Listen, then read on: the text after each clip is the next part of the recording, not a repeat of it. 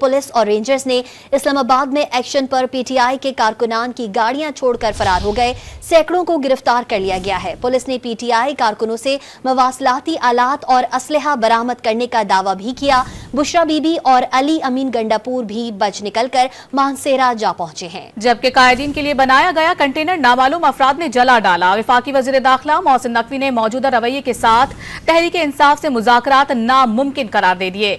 वज़ीर दाखिला ने अलल सुबह इस्लामाबाद के मुख्तलिफ इलाकों का दौरा किया। इस्लामाबाद के मुख्तलिफ इलाके क्लियर कराने पर सिक्योरिटी इदारों को खिराज तहसीन पेश किया।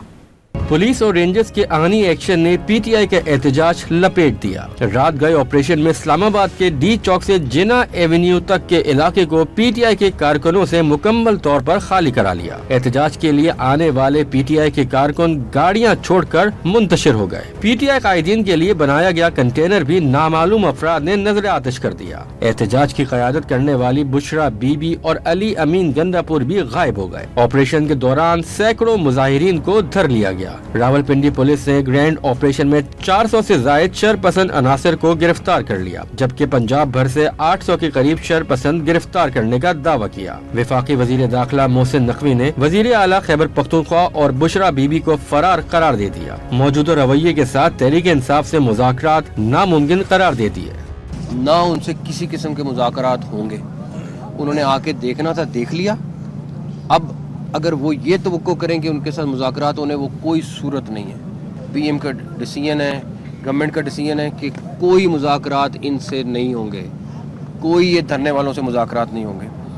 जो जानी नुकसान, जो माली नुकसान हो रहा है, पिछले 2 दिन में हुआ है, उसकी जिम्मेदार एक औरत है।